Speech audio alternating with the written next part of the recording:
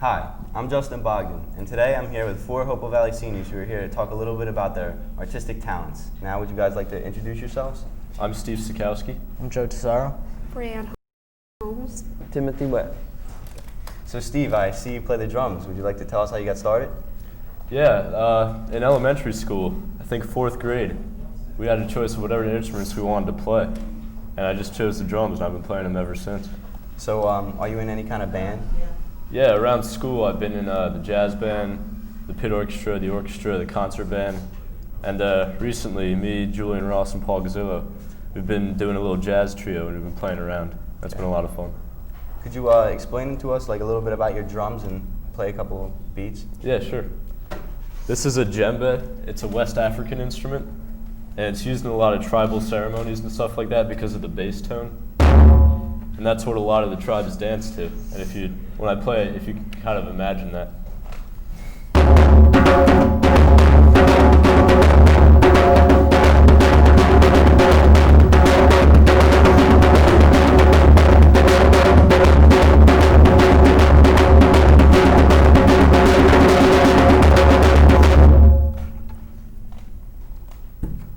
And here, these are Moroccan bongos, as opposed to American ones we have over there.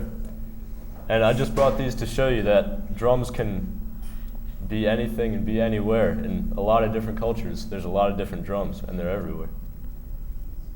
And over here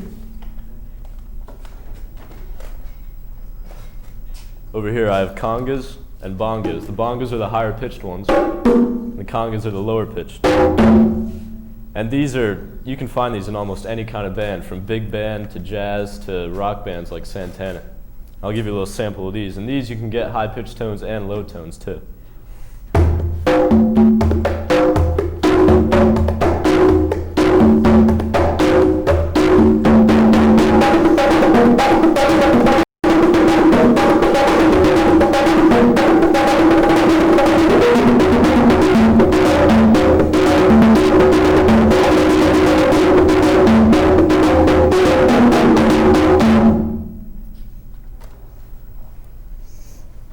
Okay, Steve, thanks a lot. Would you like to tell us, are you going to pursue your drumming? Well, actually, yeah. School? At school, I'm thinking of minoring in music, because if you major in music, basically all you can do is teach, and that's not what I want to do. I want to be in a band. So hopefully I'll get hooked up with a lot of people and jam around. Okay, Steve, thanks a lot for your time. Yep. Next, we have Joe. And Joe, why don't you tell us what you're interested in? I'm an artist. Okay, how long have you been drawing? Ever since I can remember, since I could hold a pencil, I've been doodling around. Okay. Have you had any major influences in your drawing and whatnot? Well, my major influence is my art teacher right now, which is Dr. Hopewell. He's been my art teacher now for 3 years, and he's brought me through a lot. Okay. All right, I see you brought some of your work. Would you like to explain a little bit about it and show it off? Okay, the first ones, they're just colored pencil of birds. The first one's a kingfisher, and the second one's a hummingbird. Backgrounds are done with turpentine. The second one is a mixture of collage and acrylics. It's just of my own creation. And the third one is just a still life done in colored pencil. Okay. How long did it take you to make the second one with the collage?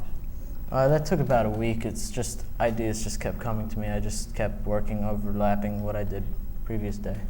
Okay, and you plan on pursuing art after high school? Yeah, I'm going, in the fall, I'm going to be attending Rhode Island School of Design, and I'm probably going to major in illustration. Okay. Well, thanks a lot, Joe. And next up we have Brianne Holmes, and why don't you tell us what you're interested in? I'm mostly interested in dancing. My brothers used to dance with me when I was little, and I just sort of grew up around a dance studio. Could you explain to us a little bit about the different styles of dancing? Sure. There's ballet, which is more set to music by Bach and Mozart, and it tells a story. And then there's jazz that uses more contemporary music, and then there's tap, and in fact I have a tap shoe with me, and the metal on the bottom of the shoe provides different rhythms that go with the music. Do you perform locally, or is it just like an after-school talent? I performed in the musical and I perform in a local dance group called Pennington Dance, and I taught little kids how to dance for that. Okay, why don't you explain a little bit, like elaborate about the dance company you're with? Sure. We perform at different nursing homes in the area, and it's all volunteer, and the older students can teach the younger students. As I said, I taught younger students tap dance, and we can do a solo, or we can be in group numbers with other dancers. And do you have any future plans with your dancing, or are you gonna? I plan on teaching dance after I graduate from college, although that is not going to be my major. Okay. Well, thanks a lot. And lastly, we have Tim Webb. And Tim, I hear you're a poet. Yeah. What got you interested in poetry? Well, a friend of mine, a really good friend of mine, was interested in poetry, and she had sent me some poems of hers, and I read them, and I just got hooked on them. Do you have any of those poems with you? Could you read them for I us? actually have one of them, and this one was actually, I think, the first one she sent me, and this just really, the words in it kind of, I don't know, let me read it to you. It's called A Grand Creation, and the author wishes to remain anonymous, so it's called A Grand Creation.